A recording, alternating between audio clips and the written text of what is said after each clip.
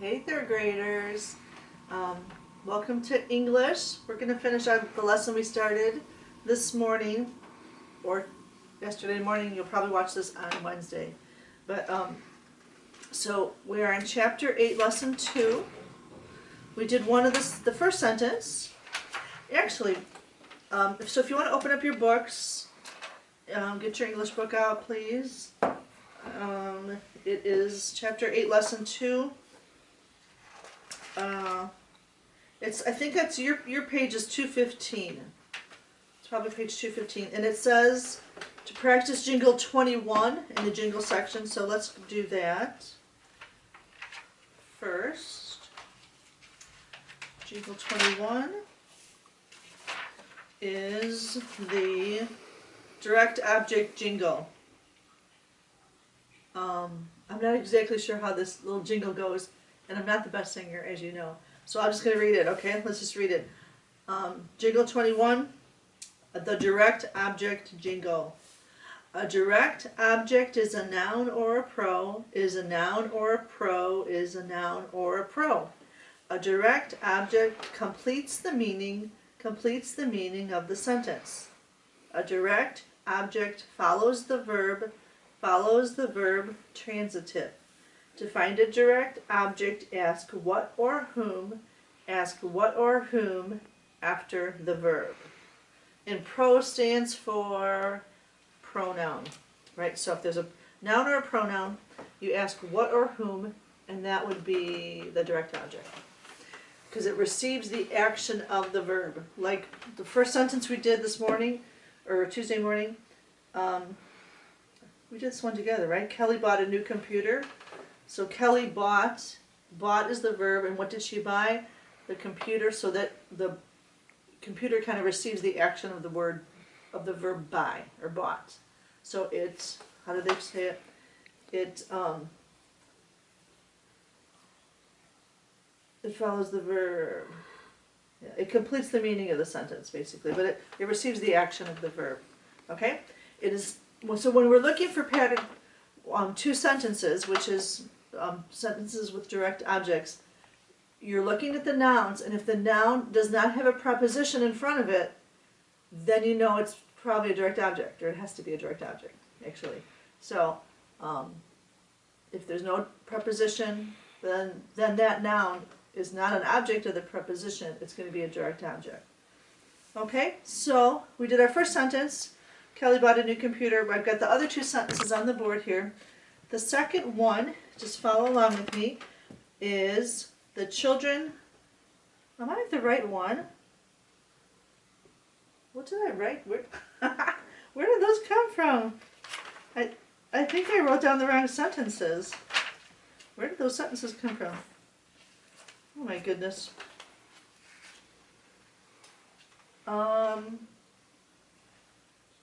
These are, I'm sorry, I'm going to have to erase these. Maybe this was from the fourth graders, I'm not sure. But let me fix these. Because we're on this is the third grade book, Chapter 8, Lesson 2. Okay, the children took a short nap. All right, okay, this won't take long to fix, okay. I was trying to be prepared and I wrote down the wrong sentences by mistake. Okay, the sentence is, let me just make sure I'm doing this right. Yep, the children took a short nap. So the children took a short nap. Okay, so I'll just do it in blue to change it up. Let's read that together.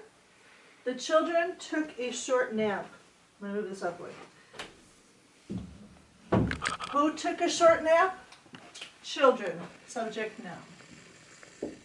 What is being said about children? Children took. Verb. Now here, this is not a preposition, right? This is a noun, so it's not a prepositional phrase, so it's going to be a direct object. So we'll say children took what? Nap. Then we verify the noun. Does nap mean the same thing as children? No. Nap, direct object. Verb, or took now becomes a verb transitive. It's a special kind of verb. What kind of nap? Short, adjective. A, article adjective. The, article adjective. Subject noun, verb transitive, direct object, pattern 2. Verb, so we say, let me remember sentences. We say, skill check, verb transitive, check again. Just make sure you've done that. And there's no prepositional phrases. Period, statement, declarative sentence. Go back to the verb, divide the complete subject from the complete predicate. Is this sentence in a natural or inverted order? Natural, no change. Okay, the third sentence, the second one right now. Julie plays the drums in our band. Julie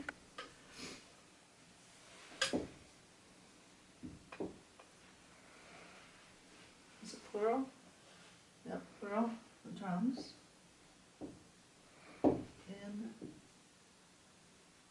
our band. And just a quick reminder too, when obviously I'm writing in cursive, but when you make labels, you always do those in block letters or printing letters. You don't do those in cursive letters. Okay? Together, Julie plays the drums in our band. Who plays the drums in our band? Julie, subject noun. What is being said about Julie? Julie plays the drum in our band, or Julie plays. Verb. Julie plays what? Drums. So it's a noun, but there's no preposition in front of it, so it's going to be a direct object. Julie plays what? Drums. Verify the noun. Does drums mean the same thing as Julie? No. Drums. Direct object. Plays. Verb transitive. In. Preposition. In what? Band. Object of the preposition. What kind of band? Our. Possessive. Pronoun. Adjective. The. Article adjective. Subject noun. Verb transitive. Direct object, pattern 2. Skill check. In our band, prepositional phrase. Oh wait, actually, sorry about that.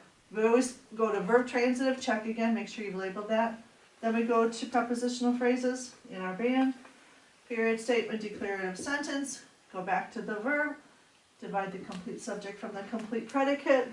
Is the sentence in a natural or inverted order? Natural, no change. Okay, so there's our reviewing our couple pattern 2 sentences. So now we're going to go to our books, and we're now on page 216.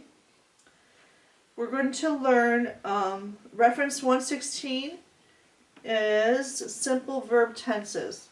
So a verb tense is, the tense is the same thing as the word time. So there's future, there's past, and there's present. And those are all obviously relating to time, but it's called tenses in English when it's talking about verbs. So let's read this together. In reference 116, verbs are time-telling words. They not only tell an action, but they also tell the time of the action. The time of the action is called the tense of the verb.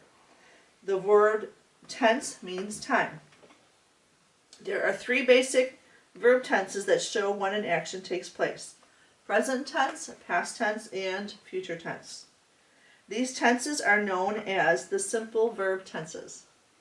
When you are writing paragraphs, you should use verbs that are in the same tense. So you don't want to say like, if you mix them up, it's just very confusing. Like, yesterday I went to the store. I buy apples. I will eat them. So I used all different verb tenses like past, present, and future. And it just doesn't make sense. It's confusing. So whenever you're writing, normally when you speak, you know that because you know English well. You know how to do that.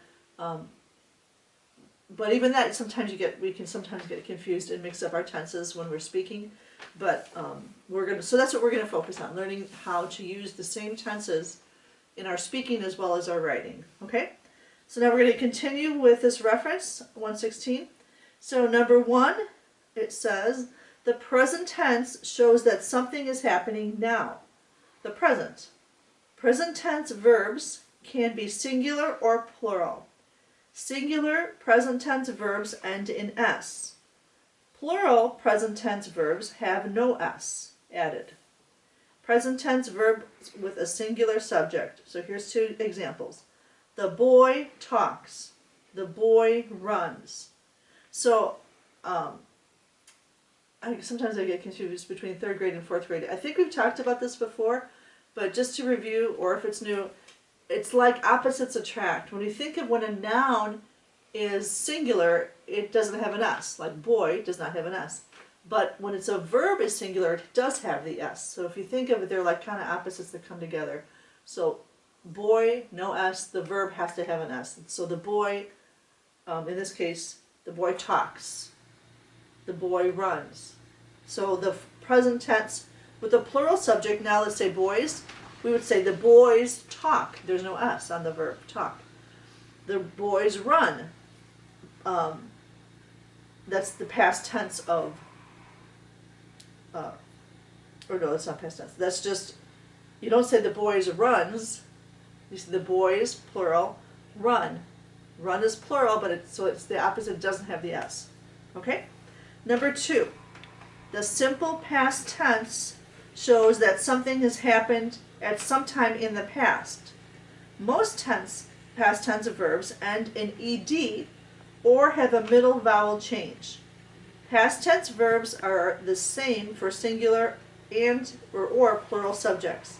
So this is kind of easy. It doesn't matter if the subject is singular or plural, the past tense is always going to be the same. So here's a couple examples. For past tense with a singular subject, we'll use the same examples. The boy talked, past tense. Singular boy, he talked. It's got the ed at the end. Or the boy ran. Ran's past tense. Now if it's plural, if you get past tense with a plural subject, the boys talked. The same as if it was singular. The boy talked, the boys talked. And plural subject, boys, the boys ran. The boy ran. And again, you know English enough to know that that just sounds right and it makes sense. So when it comes to past tense with verb tense, it's easy because it doesn't change. You just have to know what the past tense word, form of the verb is, okay? Which we'll talk a little bit more in a minute. And then number 3 is future tense. The future tense shows that something will happen at some time in the future. Future tense verbs use the helping verbs will or shall before the main verb. Future tense verbs are the same for singular or plural subjects. So again, that's easy too because it doesn't change for singular or plural subjects, but you just have to remember those 2 helping verbs, will and shall. Will and shall, will and shall, will and shall. Whenever you see those helping verbs, you know that's future. And it doesn't matter what the main verb is like, but if you see will and shall, you always know that those are going to be future tense sentences, okay? So here we have some examples. Future tense with a singular subject. The boy will talk. The boy will run. Future tense with a plural subject. Again, it's not going to change the verb. The boys will talk. The boys will run. Okay? So in the bottom of this chart, it has present tense, past tense, and future tense. So this is just a little summary, a little review. For present tense verbs, they ends with an S or has no S ending. 1, she walks to the store because it's a singular subject. The verb has an S. The second one is a plural subject. They drive to the store. So that doesn't have an S. So that's a present tense. S or no S. Past tense is it ends with an ed or has a middle vowel change. And the 2 examples they give, she walked to the store. They drove to the store. And the last one, future tense, has the helping verb will or shall before the main verb. 5, she will walk to the store. They will drive to the store. Okay, now what we're going to do is learn about regular and irregular verbs. Let's look at reference 117. and follow along as I read this information about regular and irregular verbs. So on page, did I say what page we're on? Page 217. Okay. Reference 117, regular and irregular verbs.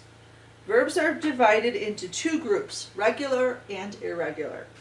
For regular verbs, a verb is regular if you make the main verb past tense by adding ed at the end. Most verbs are regular verbs because you add the letters to the end of the verb to make them past tense. So here's examples. Want and wanted, jump and jumped, laugh and laughed. You can think of many more of those, but it's just most of the verbs are like that. Play, played. So if it has an ed, that means it's regular. Now the irregular ones, let's read about those. A verb is irregular if you make the main verb past tense by changing a vowel in the middle of the word. Irregular verbs do not form their past tense by adding letters to the end of a verb, which is ed. They don't have the ed ending.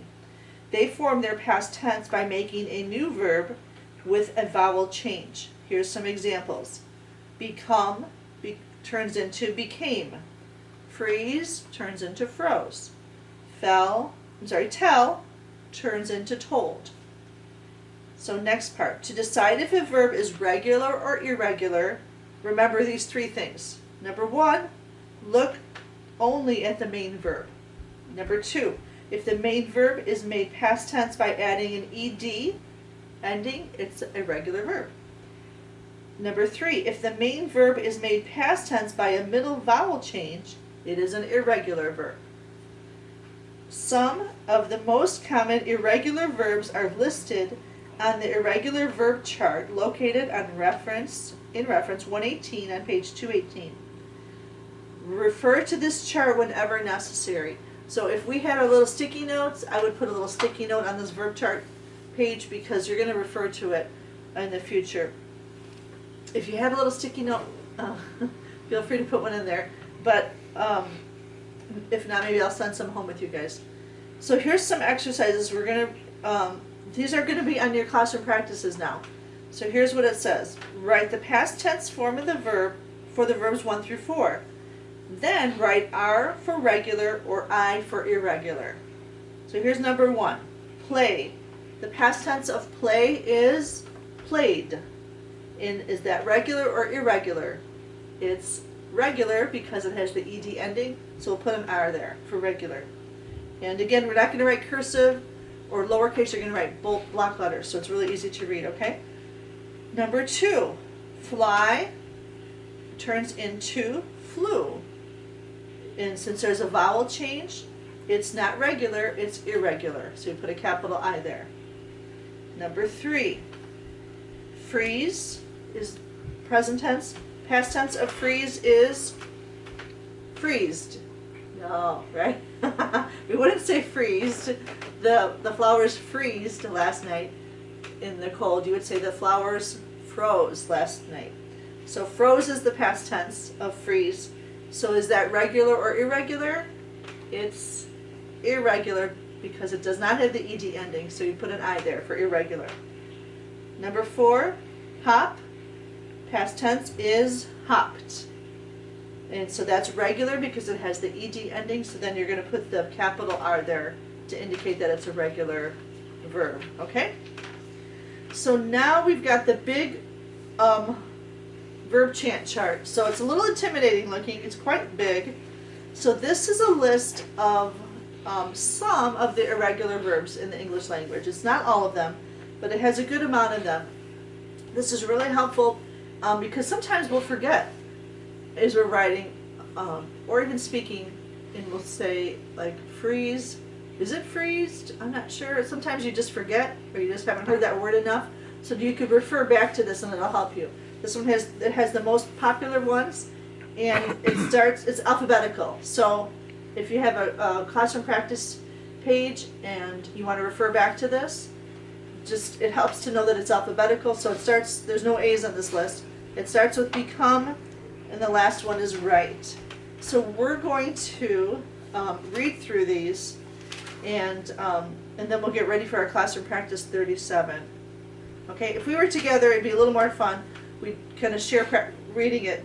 But what I'm going to do is, I'm not going to read the entire thing.